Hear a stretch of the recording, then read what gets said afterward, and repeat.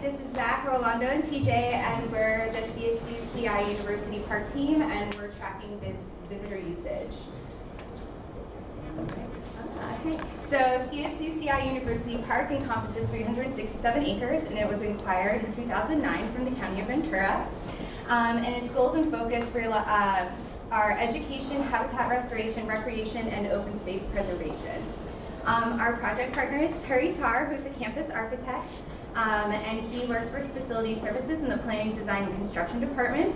And you can think of them as the backbone of the university. They use resources effectively and efficiently to promote a healthy and prosperous campus.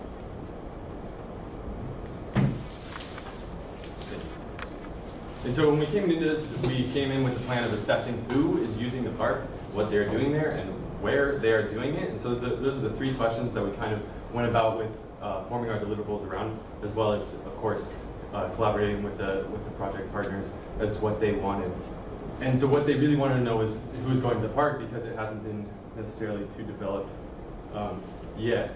And so in order to answer these questions, we went about it with 4 different implementations. We have a survey, the camera traps, the trail map, and the usage map, and they all answer various aspects of the 3 different questions in various ways. So,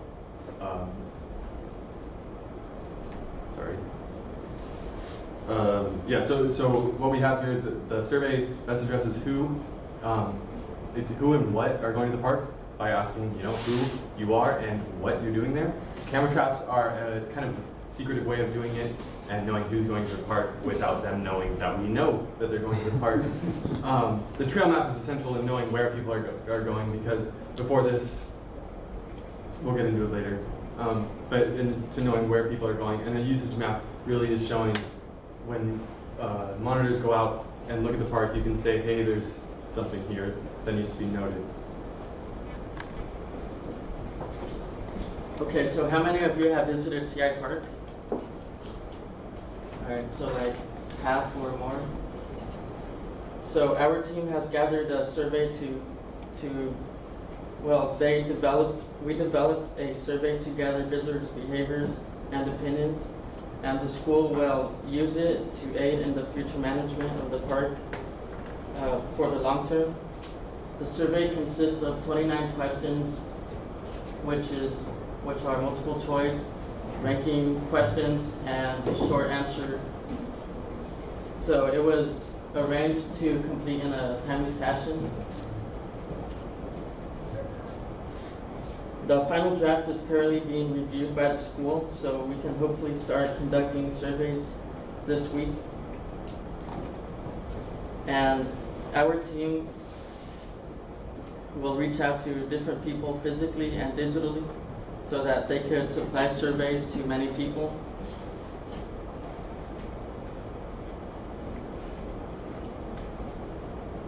And there will be a bilingual aspect to it, version.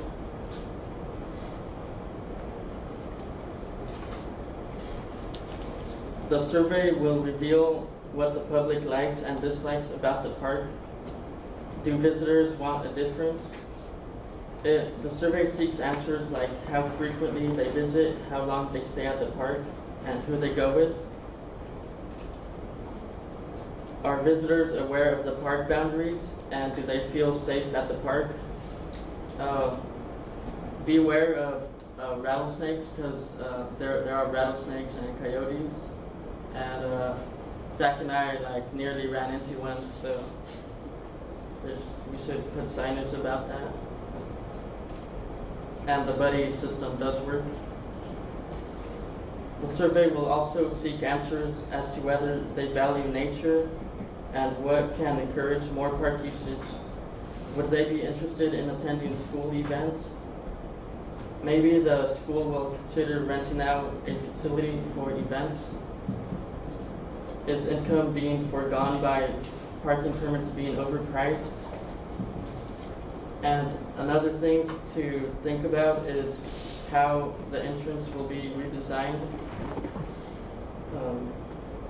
What kind of information should be provided at the entrance?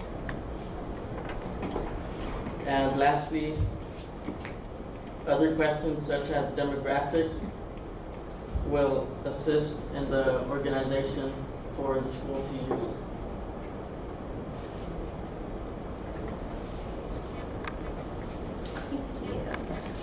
So one of our first implementation for tracking visitor usage was to use monitoring or trail cameras. Okay. So the first 4 cameras that we set out are marked in blue, and we chose those locations after a walkthrough of the park, and we figured we didn't want to place one right by the entrance at first, so I placed it here at the entrance to the CI Condors runway, just because it's so sensitive up here that I would get every single motion passing Cayugas. But you can see later I did place one there. And then we placed one here at Scary Dairy, just because of, it's a great through traffic way for people hiking, walking dogs, horses, and everything. We placed one up here at the hill before you cross over to the valley below and the ponds, just as who's going over here to a more inaccessible part of the park. The incline up this hill is really steep. It's a great quad workout if you're looking for one. And then over here, which was an area of concern with illegal ATVs. So the second placements kind of mirror the first ones, but I didn't collect any camera data here. Absolutely zero. No pictures, nothing, no video. However, we could see usage up here by horses. I kept one here at Scary Dairy just because of some data that I collected, and I moved this one to the front. I found a space that would allow me to gather information at the parking kiosk up here and the information board, as well as count how many people are coming past this portion in their vehicle without getting the traffic from Cayugas. And then kept one out here, kept another one over here behind the barn, just because I saw increased foot traffic with people making this turn. And then another one here when you're coming down from this trail, and just overall I thought it was a good area to capture. So we did increase from 4 to 5, and the locations of the cameras are going to rotate throughout the project, depending on the data that's collected on each one of them. So the summary of the trail cam data, I was able to capture 16,220 photos so far. And I was able to determine that the days of highest use of CSUCI Park was Tuesdays and Saturdays from the hours of 12 and 6. The highest recreational uses were equestrian, horseback riding, and hiking. From the second camera placement up at the front, I was able to see that nobody pays for a parking permit. So I was able to document the cars that do have a parking pass and the ones that don't, and who's actually paying for one and who is not. And then total vehicles is 117. So I was able to track that there was 92 individual instances of horses that came through. There was 56 individual instances of hikers and 16 individual instances of dog walking. So that means that 56% of the park usage is devoted to equestrian riders, while 33% is devoted to hikers, and 11% is devoted to dog walkers. And this is a greater roadrunner. They're super hard to catch on camera, so I'm really proud of this. This skunk, it could be the same one, could be multiple. It was on every single camera almost every night. It was amazing. Just really interesting vehicles. And then we did have a lot of police, fire, and transport that came through, in addition to campus vehicles, local construction, and farm uses. Thank you. Yeah. All right, so in order to address our where aspect and the trails of the campus, we have walked around the trails because there was no set up trail map for this park, actually. So there were trail maps if you looked at them, but it's all proposed from every information we've gathered from Dr. Rodriguez and our project partner, Gary Carr.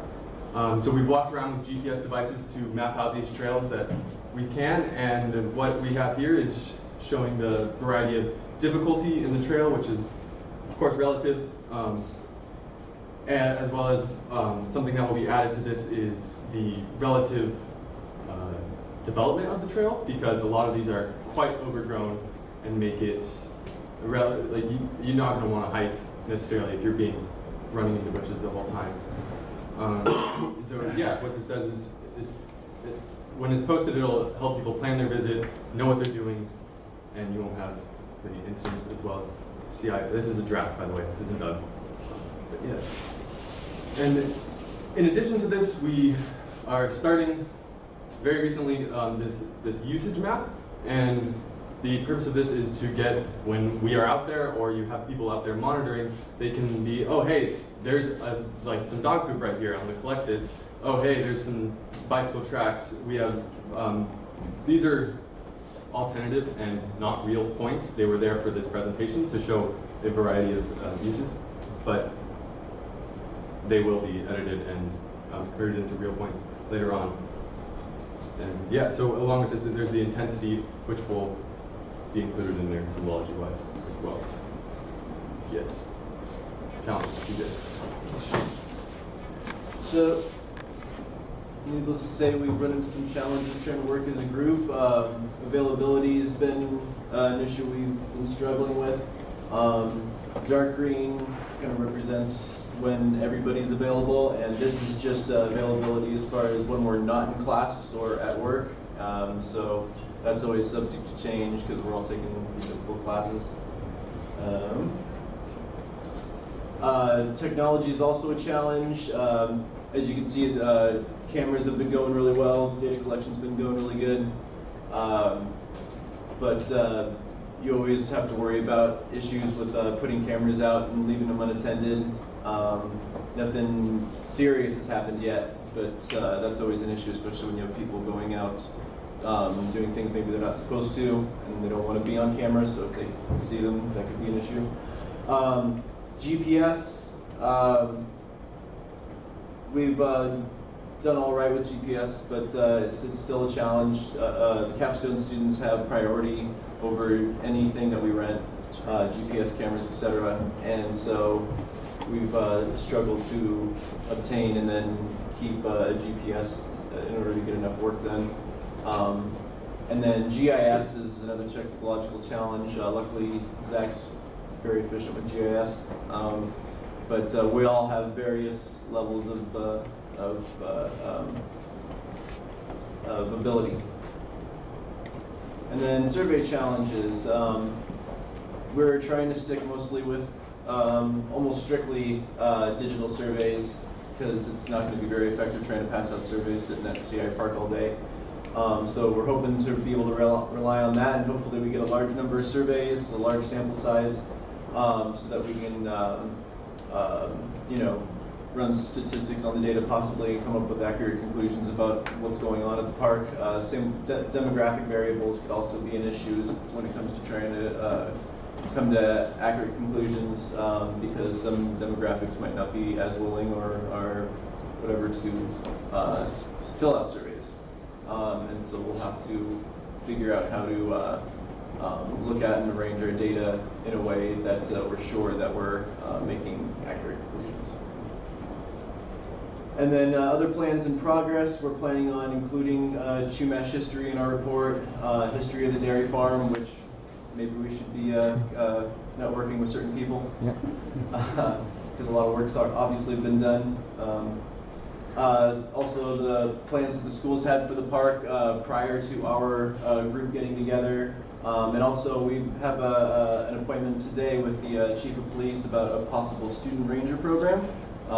It was a program that the former Chief of Police and Donald Rodriguez had started working on, and it unfortunately never saw the light of day because Don retired and Chief of Police also changed, I believe retired. And but we have an appointment with the new Chief of Police, and he said he found documentation. And so that will hopefully be in the works and be successful. And so our overall deliverable, our big like overall goal is to have a data report, a data and planning report that will deliver to Terry and CI services. And part of it will be data collection, which will be data and hopefully conclusions that we've come to as a result of the data from surveys and trail cameras, and also plans for development, including a trail map and possibly trail maintenance. The collector app, our collector might be used for our our use map, and then of course the REACH program. Cool. Thank you.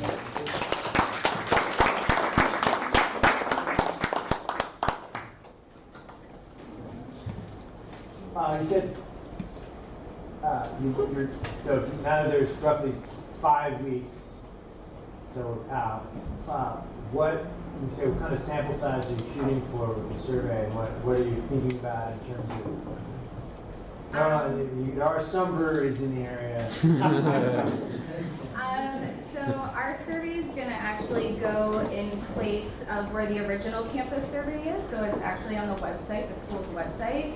And so it'll be sent out, and an information blast will be sent out to the faculty and to the student. So everybody will actually get a notification that, hey, there's something going on at this portion of the website, and we invite you to take it. And then once we have approval for certain community groups, I was thinking local community councils and neighborhood councils. Some of them I've talked to already, and they're receptive to the idea. They suggested that we could forward the survey link and they would put it on their Facebooks. So it was a wide range of people would be able to view it and take it. So that was our thought and the school's suggestion for how we disseminate the survey. So there's a possibility to get hundreds or maybe even 1,000 in the first couple of weeks of sending out the survey once the final approval is done. Unlike some of the other groups, our survey has to go through a couple bureaucratic approval channels to get disseminated. So that's why it's taking us a little bit longer to get our samples. Cool. Yeah, that is a challenge on campus. Getting approval for a survey is not an easy thing. And it's in the works. You do have approval on the list of questions. So I got that yesterday. I just had a crazy news. I didn't get an email out to you, but I'll try to do a follow-up. So you know, at least that step was done. And make sure to get a hold of somebody up at University of Glen and see if they'll let you run to the next door. To the next door, yeah. But next door is another resource. That's 1,500 people who live up there. And the last survey that we did, where we hit that same group, we had over 1,400 responses in about a 2-week slot. So it has good potential. The only concern I have in seeing the presentation and thinking about the survey is we have this group on campus. We have the faculty, staff, we have the students, and we have the people who live up in the Glen who may not be faculty, staff, or students. They're just people living there. How do we capture the ones who actually are using the park? So you captured some of that with the photos and those kinds of things. You can make assessments from that, of course.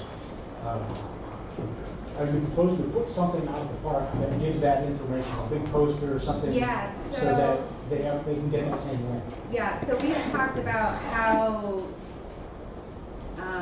bad that info board is. So we've talked about making a QR code for them to scan for a link to the survey. So an idea that I possibly had is, while we're working on the info board, is we could put a poster board over it with just some tacked on information and a large QR code. So people actually go right to the informational board, because it could be bright pink to get their attention. The problem is we'd have to have the bilingual survey also. What I've noticed is I did take some video on the cameras, and you can hear a majority of the question people are solely Spanish speaking. And when I did encounter them, when I was setting up some of the trail cameras, they're asking me questions in Spanish, and I have absolutely no idea how to respond or what they're asking. So I think to be beneficial out there, we would have to have both QR codes with an explanation in Spanish and an explanation in English. And then maybe we could post something at Town Center or University of Glen if they have like a community building or something like that. I have some thoughts on how you can set up your survey so that there's only one survey and it'll be in English or Spanish. Have you built out in Qualtrics, you said? We're going to do it, yeah, because that's what the original survey is built from. Qualtrics has some language options. Awesome. So do any of those trails connect to the space too up here? Just kind of curious. Yes, not technically. Oh, okay. Yes, they do. It's not, yeah, they do, but not officially. There's a gate, Yeah, well, a fence. thing there. There's a gap in the chain link fence, is what you're saying? I mean, and there's like, so up there, there's some sort of utility management that's going on. So there's a distinguished trail between phase 2 and whatever this post is and the road. So like, yeah. That's probably temporary, I'm guessing.